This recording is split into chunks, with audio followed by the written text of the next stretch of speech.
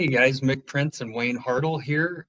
Just want to go over a couple more presentations. The first one we're going to do here is IHWAP ramp up and hiring strategies, and then a little bit later we're going to cover just the training update and look at the training schedule for PY 2022.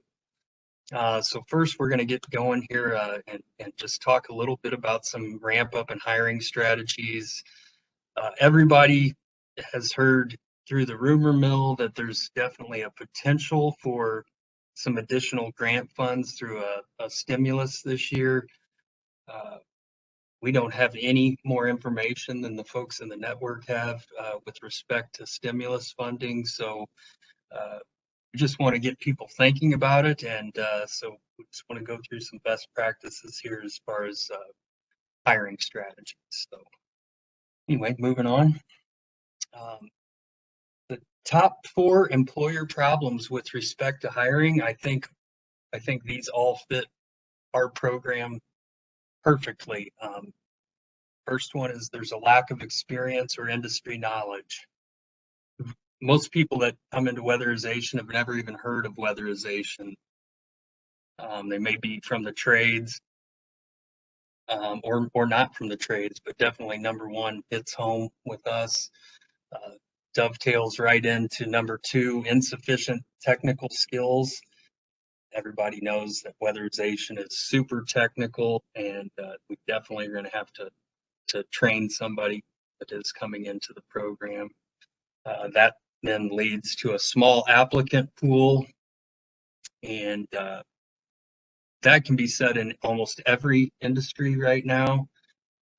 But specifically for us, there's just not very many. This is hard work, and it takes a special kind of person to do this kind of work. And the 4th one is there's competition from other industries. You know, I've heard McDonald's workers are making $15 an hour, and they've got an incentive plan where they're giving them a free iPhone if they sign on at McDonald's. So, you know, we'll talk more about it, but there's a lot of competition, and we've got to make ourselves stand out a little bit. Don't look for a unicorn. Before you find the candidates, you need to know what you're looking for. Prepare interview questions to help you decide. Wayne and I just went through this a month or so ago. We had to update interview questions. We've got OCA's basic skills test available to help identify qualified candidates. I think most people are familiar with that. We put it out to the network a few years ago. We are going to, I think, try to tune that up and make some updates, but it basically has some basic construction type math and just asks a few questions related to the energy efficiency field. But I think that's a good tool, and we definitely had some agencies use that. And I don't know if it's going to help you identify the best candidate, but it will definitely let you know when a person has zero knowledge about what we do. Step up diversity efforts. We'll talk a little bit more about ways to get that done. Create relationships with community colleges and tech schools so they know you or your contractors are hiring. All of these places have job boards, and they take a lot of pride in helping their students gain employment at the end of the training. Develop your training plan, career ladder, and a salary schedule. Got a couple slides on that later. And retaining workers with performance incentives. I think we have one slide later, but to do a performance incentive, you'd need board and OCA approval prior to going through with the performance incentive. Next slide, please. So diverse hiring practices. Provide unconscious bias training for all staff. We've been doing this at OCA for the past several months. I've really enjoyed the training that we've we've had here at OCA, and we continue to have, I think we're trying to have monthly training on unconscious bias. And I definitely think this is something that all LAAs should standardize interview questions, right? You want to ask the same questions to all of the candidates, and so you can better judge your candidate pool. This is something the state's been doing for years. They call it routine interview. It's kind of a dry interview, but you definitely have standard questions that everybody gets asked in the same order, and it helps you better identify the most qualified candidate. Showcase diversity in your outreach efforts and your website. That's pretty good, self-explanatory. Expand recruitment efforts, job fairs, recruitment sites that target minorities, women, and veterans. We'll talk more about going to the trade schools and pitch the program to them. And,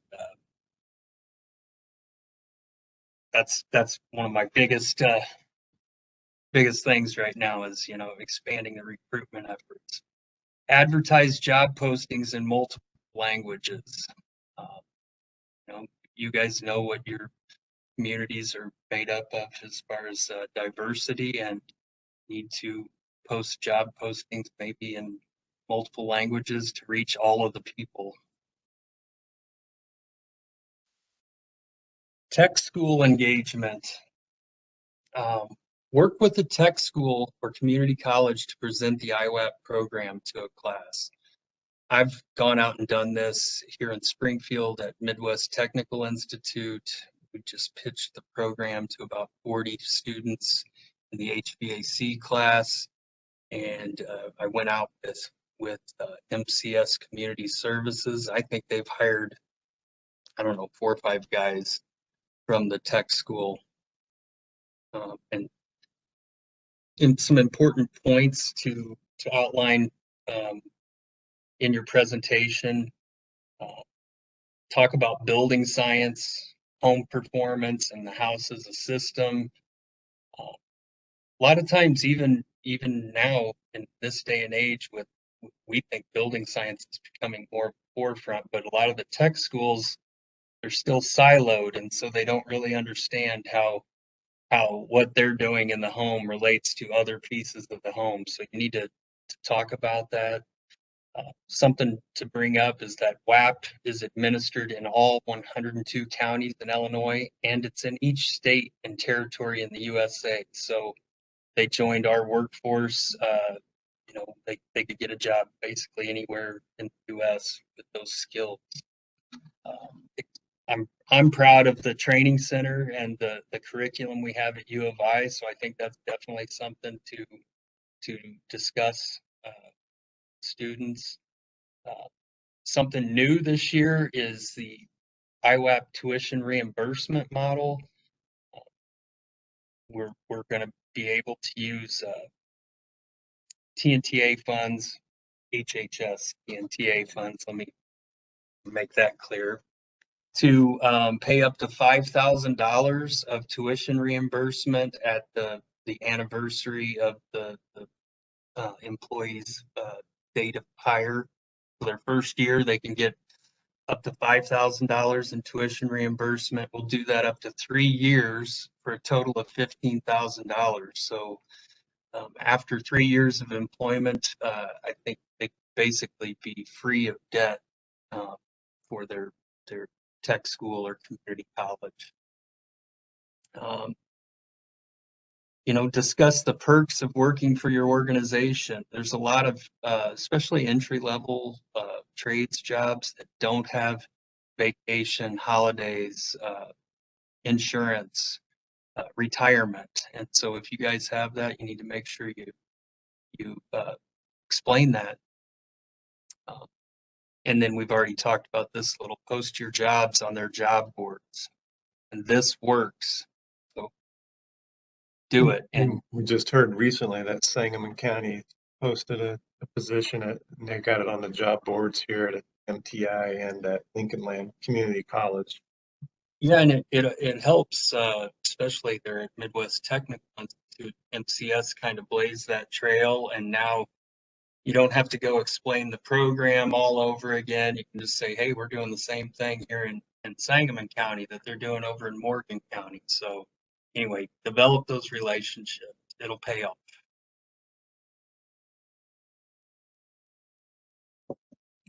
A career ladder and a salary schedule. So one agency in the network has developed a career ladder and a salary increase schedule for their IHWAP field workers.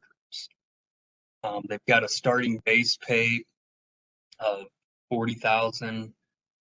After they get through TCP, they get a $5,000 pay raise, $2,500 pay raise after you get the BPI Energy Auditor certification, and then the Holy Grail certification, the QCI, they get a $5,000 pay raise there as well. Additional certifications like the multifamily QCI, healthy home evaluator, those are the two that come to mind. They would receive an additional $2,500 for each of those. And that's my favorite graphic is, you know, you want to have a ladder of success, not that hamster wheel of just getting by.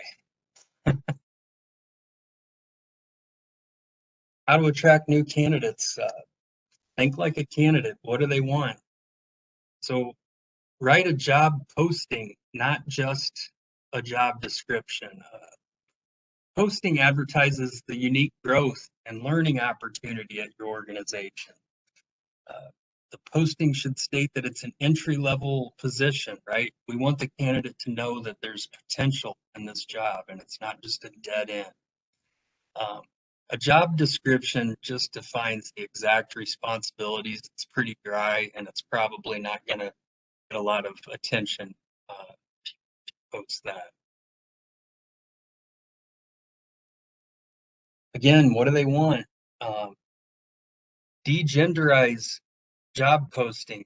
Use tradesperson instead of tradesmen. Post on Indeed. Of course, your Facebook presence. BPI has a site that you can post on free.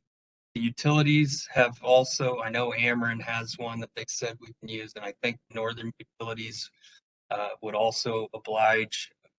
Get a hold of Resource Innovations and tell them you're hiring and see if they've got any contacts that can get that put up on a utility website, obviously your own website, and work. Text message recruits.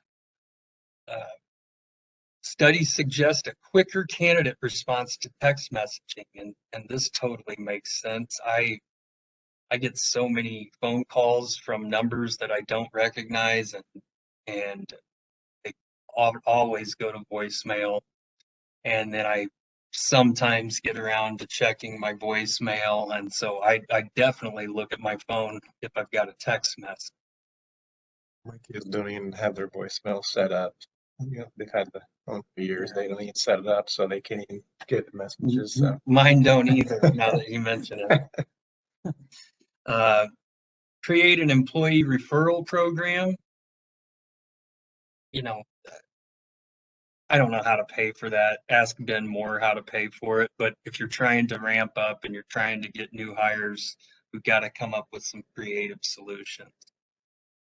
Another thing is use a dedicated cell number and email address just for recruiting and hiring. Definitely the email address. You know, everybody gets mountains of emails every day, and you need one that's just set up just for your HR purposes and for hiring, so you don't miss any communication with a possible new hire. How to attract new recruits. Again, goes back to write a job posting that's widely appealing. You want to sell the technical aspects of home performance, sell the environmental aspects of the IHWAP program, as well as the community aspects, right? We're helping people, we're saving the planet, and it's pretty tech savvy job. Highlight that there's the year-round nature of working in the program. A lot of tradespeople out there, don't get to work 2,000 hours a year. And so it might sound like you make great money, right? You make 30 bucks an hour or whatever that may be. But when it's only 1,600 hours a year because of the weather, then that's not very appealing to a lot of people. So not having rain days and working all year round, that's a big deal. Be specific, tell your story, and help candidates imagine themselves in the job.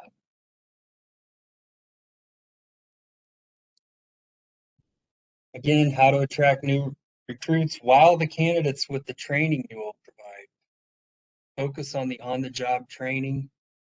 Showcase the U of I training and certification program, and the nationally recognized certification opportunities that they'll have. We're gonna get them PI certifications, EPA, lead renovator, maybe some OSHA training and certification. So definitely highlight.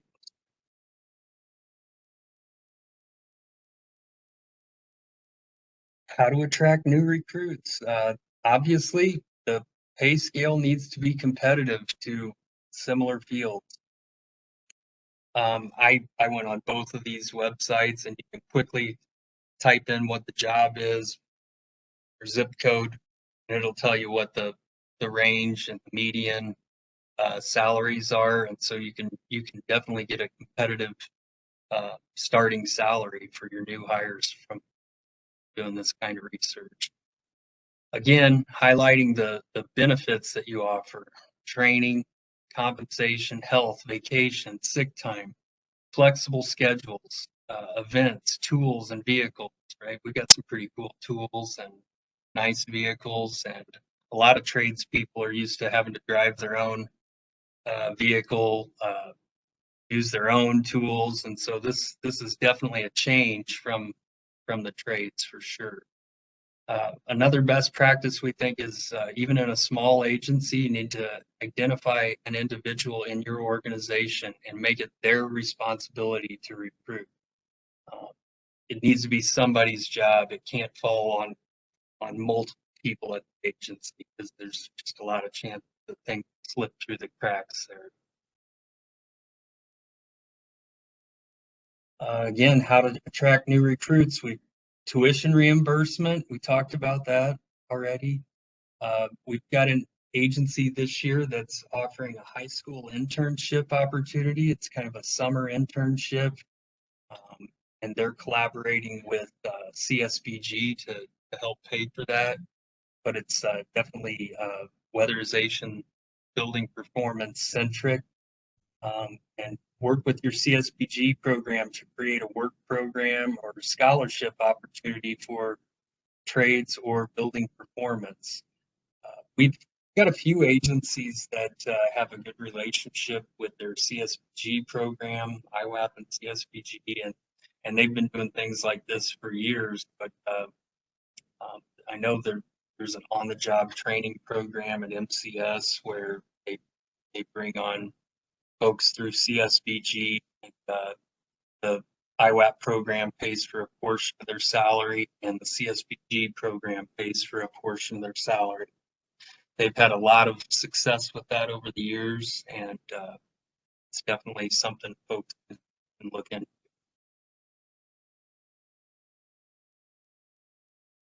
Other considerations, again, we're going to create job postings in Spanish or other popular languages in your community.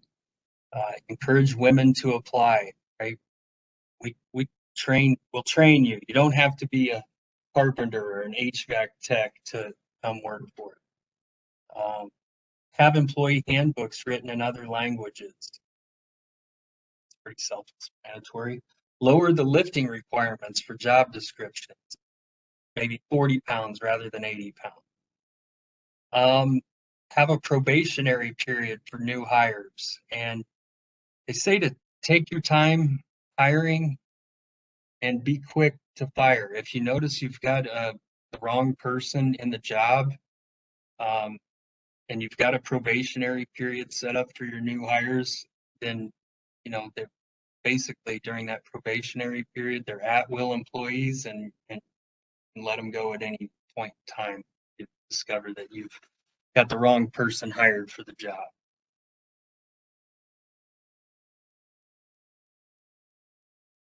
Retention. Some of these are super easy. Show appreciation to your staff. When somebody's doing quality work, pay them a compliment. Doesn't cost anything. Maybe create advancement certificates. Have a party when staff are performing well. Again, get a hold of Ben Moore, ask him how to pay for the party, but I just think it's good for morale. Create a performance incentive plan. This is kind of outlined in 2 CFR 200, and the bottom line is you need OCA pre-approval before you do something like that. I think you have to have board approval. This one's really important. Create stable, flexible work schedules. Like here at the state, we have obviously a traditional 10-day schedule. We also have a 9-day where employees get every other Friday off. We've got a 8-day schedule, like 4/10s. So, having that flexibility, especially now coming off of COVID, it's going to be really important. Again, more on retention. Promote from within your organization. Hire high-functioning entry-level staff that you think have the potential to lead in the future. So you're hired and train your replacement. Create HR policy to post positions internally before making a public job posting.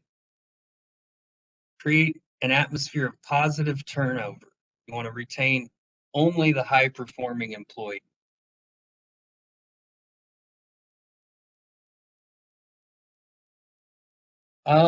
While we're talking about ramp up, we've talked about this in the past. Shared services, right? We've got 34 LAAs, 33 LAAs, all doing the same work, and there's a potential that you could create an MOU to share the cost of a staff person with a neighboring LAA. Funding levels may make this approach necessary, so you've got enough program support to fund an employee at 50%.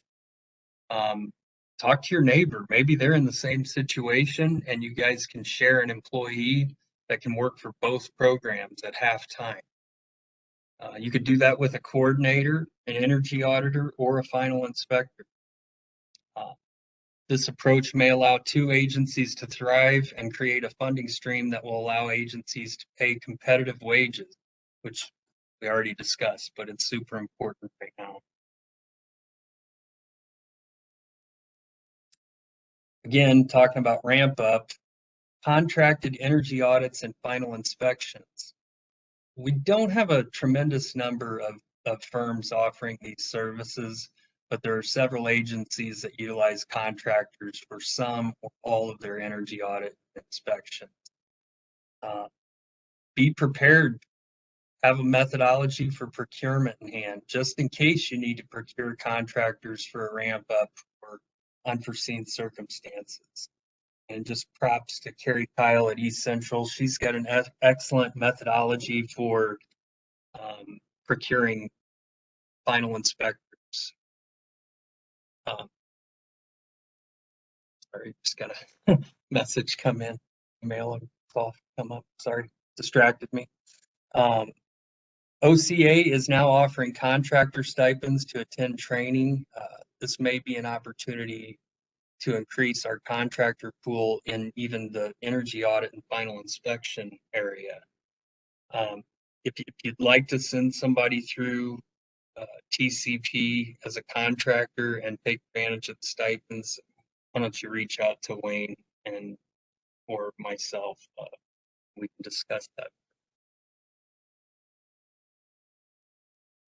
That's it. The end.